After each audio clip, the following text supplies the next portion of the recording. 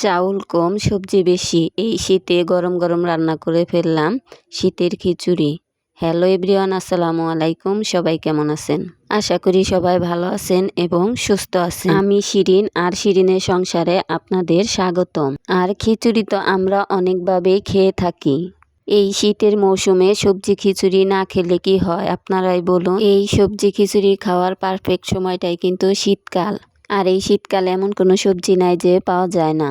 আর আমরা বাঙালিরা কিন্তু এই খিচুড়িটা অনেক ভালোবাসি। এমন মানুষ কম আছে যারা খিচুড়ি পছন্দ করে না। আমি এখানে অল্প কিছু চাল আর চালের সমপরিমাণ ডালও নিছি। এবার দিয়ে দিলাম কেটে রাখা ফুলকপিগুলো। এগুলো কিন্তু আমি একটু বেশি দিছি। কেটে নিছি আরও টমেটো, আলু, সিম, বেগুন। আর এই জায়গায় সব সবজি কিন্তু আমি বাড়ি থেকে নিছি, শুধু ফুলকপিটা বাজার থেকে আনা। এই জন্যই কিন্তু আমি বলেছি চাউল কম সবজি বেশি। সবজিতে কিন্তু আমার পাতিলটা একদম ভরে গেছে। এরপর আমি দিয়ে দেব কেটে রাখা 3-4টা পেঁয়াজ আর কিছু কাঁচামরিচ। এবার দিয়ে দেব আদা বাটা, রসুন বাটা, জিরা বাটা, ধনিয়ার গুঁড়া, হলুদের গুঁড়া, মরিচের গুঁড়া, আর দিয়ে দেব পরিমাণ মতো লবণ। এবার সবগুলো উপকরণ একসাথে দিয়ে দিলাম। এবার দিয়ে দেব তেল, আর এই তেলটা কিন্তু আমি একটু বেশি দেব, কারণ খিচুড়িতে তেল একটু বেশি হলে অনেক ভালো লাগে। সবগুলো উপকরণই দেওয়া শেষ। এবার আমি হাত দিয়ে মেখে নেব। আর আমরা এই সবজি খিচুড়িটা কিন্তু হাতে মেখে রান্না করি। হাতে মাখা যে কোনো রান্নায় কিন্তু অনেক টেস্ট হয়। এবার দিয়ে দিলাম পরিমাণ মতো পানি, আর এই পানিটা দেওয়ার পর আমি চুলায় বসিয়ে দেব। দেখতে যেমন ভালো লাগছে, খেতেও কিন্তু মাশাআল্লাহ অনেক মজা হবে। আর মাটির চুলায় যে কোনো জিনিস রান্না করলে এর মজাটাই আলাদা।